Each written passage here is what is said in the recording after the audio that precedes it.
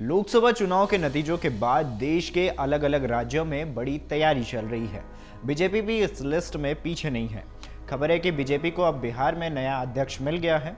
सम्राट चौधरी को हटाकर उनकी जगह डॉक्टर दिलीप जायसवाल को यह जिम्मेदारी सौंपी गई है। वैश्य समाज से आने वाले दिलीप जायसवाल को पार्टी ने बड़ा मौका दिया है। बीजेपी के इस कदम को राज्य के एक बड़े वोट बैंक को साधने की कोशिश के लिहाज से देखा जा रहा है, जिसके बाद से ही सियासी गलियारों में इसकी काफी चर्चा है। बीजेपी महासचिव अरुण सिंह ने जेपी नड्डा के निर्देश पर यह बदलाव किया है। माना जा रहा है कि नीतीश कुमार पर दिए गए बयानबाजी के कारण सम्राट चौधरी को पद से हटाया गया है।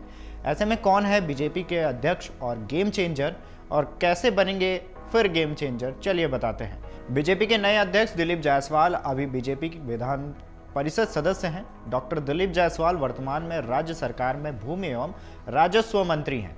वे लगातार तीसरी बार पोडिया सा अरिया सा किशनगंज स्थानीय प्राधिकरण निर्वाचन क्षेत्र से एमएलए चुने गए हैं।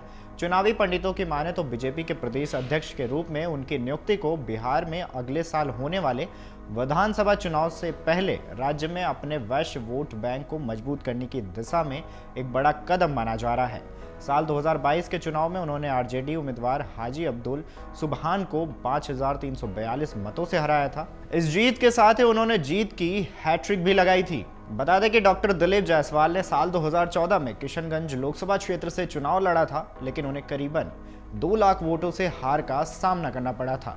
15 मार्च 2024 को डॉक्टर दिलीप कुमार जायसवाल ने मंत्री के रूप में शपथ ली थी और उन्हें राजस्व एवं भूमि सुधार विभाग की जिम्मेदारी सौंपी गई थी। बीजेपी ने सिर्फ बिहार में ही नहीं बल्कि कई राज्यों के संगठन में बदलाव किए हैं। कई राज्यों के प्रभारी और सह प्रभारियों को बदल दिया है। राजस्थान में भी बीजेपी अध्यक्ष को बदला गया है, लेकिन अगले साल बिहार में होने वाले विधानसभा चुनाव से पहले इस सांगठनिक बदलाव को राजनीतिक रूप से काफी महत्वपूर्ण माना जा रहा है। वहीं इस बाबत सम्राट चौधरी की बात करें तो वो हाल ही में उन्होंने सरयू नदी में अपना सिर मुंडवाया था। इसके बाद से ही अटकलें लगाई जा रही थी कि उन्हें जल्द ही पार्टी में किसी बड़े पद से हटाया जा सकता है। बीजेपी ने यह फैसला नीतीश कुमार के साथ गठबंधन के बाद की स्थिति को देखते हुए लिया है। हालांकि जनवरी 2024 में जब बीजेपी सत्ता में आई और नीतीश कुमार के नेतृत्व में एनडीए की सरकार बनी, तब से ही लगभग तय माना जा रहा था कि सम्राट चौधरी की जगह किसी अन्य नेता को पार्टी की कमान सौंपी जाएगी, क्योंकि भाजपा में एक ही समय में किसी एक व्यक्ति को पद पर बने रहने का कोई प्रावधान नहीं है। लेकिन लोकसभा चुनाव में भाजपा के प्रदर्शन ने सम्राट चौधरी के नेतृत्व पर सवाल खड़े कर दिए।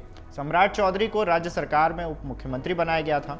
लोकसभा चुनाव में बीजेपी के प्रदर्शन ने सम्राट चौधरी के नेतृत्व पर कई सवाल खड़े किए थे। सम्राट चौधरी पार्टी के लिए अपनी जाति कुशवाहा और कोयरी के वोट हासिल करने में विफल रहे, जिसके कारण 17 सीट पर चुनाव लड़ने के बावजूद बीजेपी को सिर्फ 12 सीटों पर जीत मिल सकी।